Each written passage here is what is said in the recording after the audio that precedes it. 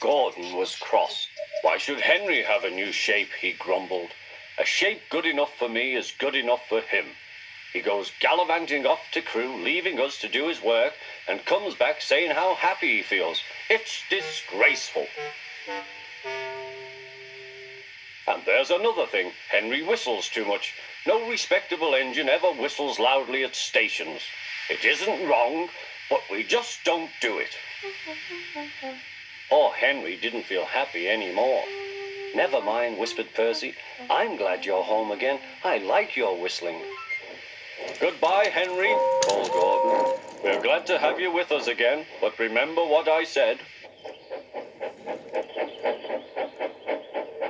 Later, Henry stopped at Edward's station. Hello, Henry, said Edward. You look splendid. I was pleased to hear your happy whistle yesterday. Thank you, Edward, smiled Henry. Shh, shh. Can you hear something?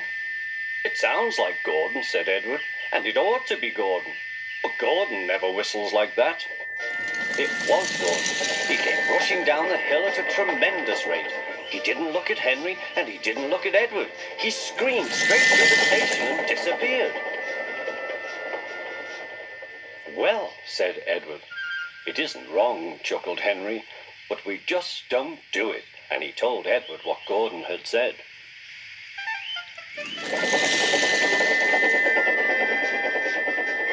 Meanwhile, Gordon screeched along the line.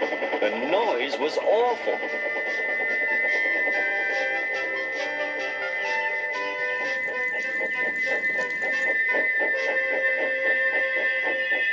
At the station, everyone held their ears. The Fat Controller held his ears too. Take him away, he bellowed, and stop that noise! Gordon puffed sadly away, but he wouldn't stop whistling until two fitters climbed up and knocked his whistle valve in place. That night, Gordon slunk into the shed. He was glad it was empty. It isn't wrong, murmured Henry to no one in particular, but we just don't do it. No one mentioned whistles. Next morning, Henry was enjoying himself enormously. I feel so well, he sang. Trickety-trot, hummed his coaches. Then he saw some boys on a bridge. Peep, peep, hello, he whistled. Oh, he called. The boys didn't wave and take his number. They thought it fun to drop stones on him instead. They've broken our glass, sobbed the coaches. The passengers weren't hurt, but they were cross. Call the police. No, said the driver. Leave it to Henry and me. What will you do, they asked. Can you keep a secret? Yes. Well then, said the driver. Henry is going to sneeze at those boys.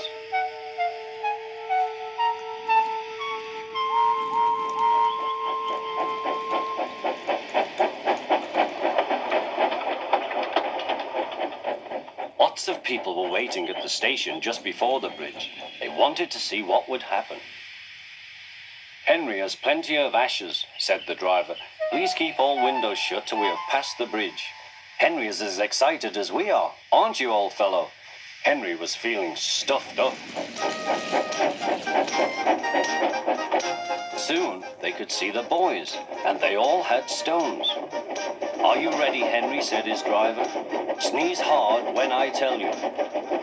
Now, he said. Achoo, shoo!